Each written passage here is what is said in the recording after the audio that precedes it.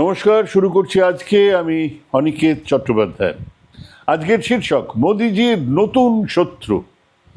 গব্বর সিং বলতো সোজা নেই তো গব্বর আয়েগা। আমাদের মতো বিচ্ছু ছেলে মেয়েদের মা বাবাদের একমাত্র ভরসা ছিল একান্নড়ে আর জুজু। এই এলো বলে আমি তো মুখ হাঁ করে অবাক, একটু ভয় নিয়ে দরজার দিকে তাকিয়ে এই বুঝি জুজু এলো, অমনি মা মুখের মধ্যে চালান করে দিল এত বড় গোল্লা পাকানো ভাত সবজি মাছ, এবং বলতো একান্নড়ে আসছে জানলা দিয়ে। ঘাড় ঘোরালেই সরাত করে সেই খাবার নেমে যেত গলা দিয়ে। আবার এধারে একান্নড়ে আসছে, একান্নড়ে আর জুজুর মধ্যে খাওয়া দাওয়া শেষ। বড়বেলায় সেই ভূমিকাতেই দেখছি আমাদের নরেন্দ্র মোদীজিকে। अच्छे दिन आएंगे, काला धन वापस आएंगे, 2 करोड़ युवाओं का नौकरी होगा, কৃষকের আমদানি দ্বিগুণ হয়ে যাবে, সবকা ঘর ঘর মে নল, নল মে জল হোগা। এই এলো বলে কিন্তু সেসব তো আসেনি। দেশের মানুষ প্রশ্ন করার আগেই এসে গেছে ভয়ঙ্কর সমস্ত শত্রুদের নাম বিবরণ। প্রথমে এলো কে? টুকরে টুকরে গ্যাং। এরা কারা? হ্যাঁ, আরটিআই করা হয়েছিল। হোম মিনিস্ট্রি জানাচ্ছে না আমরা এই টুকরে টুকরে গ্যাং এরকম কাউকে চিনি না, এদের কেউ দেখেনি। মোদিজি অমিত শাহের হাতে আছে পুলিশ, মিলিটারি। তো এই টুকরে টুকরে গ্যাংয়ের সদস্য হিসেবে একজনও গ্রেপ্তার করা হয়নি, কিন্তু অ্যাক্রস ইন্ডিয়া আরএসএস বিজেপি পরিবারের বড় মেজো সেজো ছোট নেতারা বলেই চলেছেন টুকরে টুকরে গ্যাং, টুকরে টুকরে গ্যাং। একবারও মনে হচ্ছে না যে অপদার্থ এই 12 বছরে গ্যাংকে ছুঁয়ে দেখতে পারেননি। কিন্তু আপনারা উচ্চঘর, কংসরাজের বংশধর।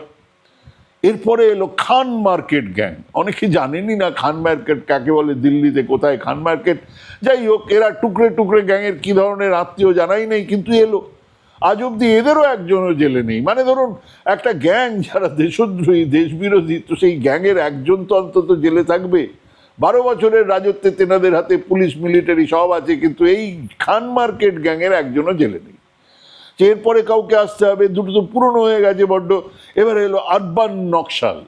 এরা কারা? জানা গেল এরাও নকশাল, এরাও মাওবাদী, কিন্তু শহরে থাকে।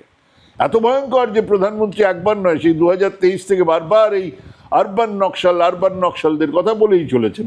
এক্ষেত্রে কিছু ধরপাকড় অবশ্যই হয়েছে, বিনা বিচারে তাদেরকে জেলে পুরে রাখা হয়েছে, এবং একজনের ক্ষেত্রে কোনো দোষ, কোনো অপরাধ প্রমাণ না হয় তারা প্রত্যেকেই জামিন পেয়েছেন, মুক্তি পেয়েছেন।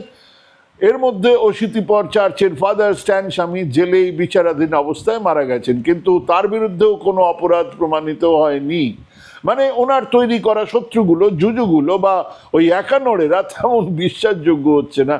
তাই এবারে নতুন জুজুকে তিনি হাজির করলেন লাল কেল্লার মঞ্চ থেকে। এতদিন এধারে ওধারে বিভিন্ন সময়ে বলে বেড়াতেন, এবারে লাল কেল্লা থেকে বললেন দিমাগি নকশাল।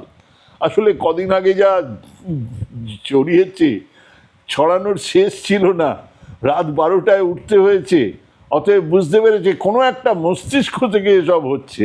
আর মস্তিষ্ক থেকে যখন হচ্ছে তখন এরাই হচ্ছে গিয়ে সেই দিমাগি নকশালের আরো ভয়ঙ্কর। মাত্র কদিন আগে অমিত শাহ বলেছিলেন নকশালবাদের পরিসমাপ্তি ঘটিয়ে ফেলেছেন, কুছ বাঁচাই নেই বলেছেন এসব।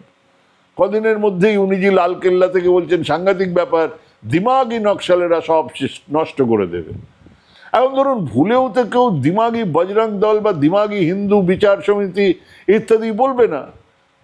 দিমাগ থাকার তো দরকার, দিমাগ না থাকলে আর বলবে কি করে? কিন্তু নকশালদের আগে মোদিজি নিজেই ওই দিমাগি শব্দটা বসিয়ে তাদের যে দিমাগ আছে, বুদ্ধি আছে, মগজ আছে, সেটা বলে দিলেন। এবং কে না জানে, যাদের দিমাগ মানে মস্তিষ্ক আছে তারা তত বেশি জানে, আর যারা যত বেশি জানে তারা তত কম মানে আর কেবল প্রশ্ন করে। কাজেই এবারে টার্গেট এই দিমাগি নকশালরা। তো এরা ঠিক কারা? উনি তো অত ব্যাখ্যা করেননি, করেছেন কিরণ রিজিজু।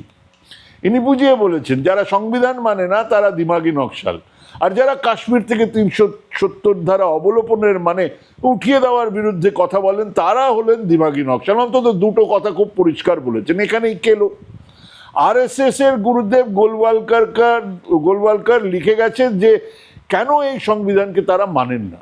সাফ জানিয়েছেন যে আমাদের হিন্দুদের তো মনুসংহিতা ছিল, তাহলে এই পাশ্চাত্যের অনুকরণে লেখা সংবিধান কেন মানবে দেশের লোক? তাহলে কি এই গুরু গোলওয়ালকার ওই ভয়ঙ্কর দিমাগি নকশালরাও রিফিউজ করবে? আর ওনার একান্ত অনুগত মোদিজিও কি তাহলে ওই দিমাগি নকশাল? সেটাও নকশালরা রিফিউজ করবে। এবং কিরণ রিজিজুর মতে যারা যারা ওই কাশ্মীরের 370 ধারা তুলে নেবার বিরুদ্ধে কথা বলেছেন তারা সবাই ওই দিমাগি নকশাল। 5-6 আগস্ট 2019-এ লোকসভা আর রাজ্যসভাতে 370 ধারা তুলে দেবার বিরোধিতায় ছিল প্রায় সমস্ত বিরোধী দল। কংগ্রেস, ডিএমকে, বাম, ন্যাশনাল কনফারেন্স, আরজেডি বিরুদ্ধে ভোট দিয়েছিল। NCP, SP, TMC, JDU walkout করে তাদের বিরোধিতা জানিয়েছিল। এর মানে দাঁড়ালো লোকসভা আর রাজ্যসভায় এক বিরাট সংখ্যক সাংসদ হলেন এই দিমাগি নকশাল। বাবাই জানাই ছিল না নকশালদের প্রোগ্রেস, তারা সংসদ ভবন প্রায় দখল করার জায়গায় চলে গেছে। তো দিমাগি নকশালেরা সামনে বসে আছে, তারা দেশকে ভাঙার চেষ্টা করছে, তারা দেশদ্রোহী, কিন্তু তাদের জেলে পোড়া হচ্ছে না। আসলে মোদিজির কাছে এই দিমাগ ব্যাপারটাই বড্ড গড়বড়ে। দিমাগ থাকলেই যে কেউ বুঝে ফেলবে যে সেই 2014 থেকে দেশের ক্ষমতার শীর্ষে থাকা নেতা কিছুই করেননি। দেশের অর্থনীতির অবস্থা বেহাল, দেশের বেকারত্ব আকাশ ছুঁয়েছে, মূল্যবৃদ্ধি হয়েই চলেছে, শিক্ষা, স্বাস্থ্য পরিষেবা বেহাল। কাজেই এক জুজুর একানোড়ের ভয় দেখিয়ে মানুষকে ভুলিয়ে রাখা ছাড়া আর কোনো উপায় মোদিজির কাছে নেই।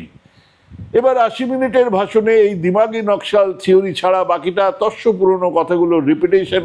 হ্যাঁ, এই কৃতিত্ব মোদিজিকে দিতেই হবে। উনি বুঝতে পেরেছেন অন্য কিছু নয়, মানুষের মস্তিষ্ক সত্যি আর মিথ্যের ফারাক ধরে নিতে পারে। উনি বুঝতে পেরেছেন মগজাস্ত্র হলো সেই সাংঘাতিক ব্যাপার যা মানুষকে প্রশ্ন করতে শেখায়। আর আজকের জেনজিরা প্রশ্ন করছে বিরোধীরা। তাই মগজে কারফিউ লাগানোর জন্যই মোদিজি এনেছেন তার নতুন থিওরি, দিমাগি নকশাল, নতুন জুজু। অতএব কেউ কোনো প্রশ্ন করবেন না, প্রতিবাদ করবেন না, সমালোচনা করবেন না। ওগুলো করলে আপনি দিমাগি নকশাল, কিন্তু ভয় নেই, লক্ষ লক্ষ কোটি কোটি দিমাগি নকশাল আপনার কাছে, আপনার পাশেই আছে। মস্তিষ্ক ছাড়া অন্ধভক্ত না হয়ে আসুন দিমাগি নকশাল হয়ে যাই। এবারে ট্রোল করুন কিংবা সঙ্গে থাকুন, গালিগালাজ করুন কিংবা সমর্থন করুন, যাই করুন, দিনের শেষে একটু সুস্থ আর ভালো থাকার চেষ্টা করুন। আজকে এখানেই শেষ করছি। নমস্কার।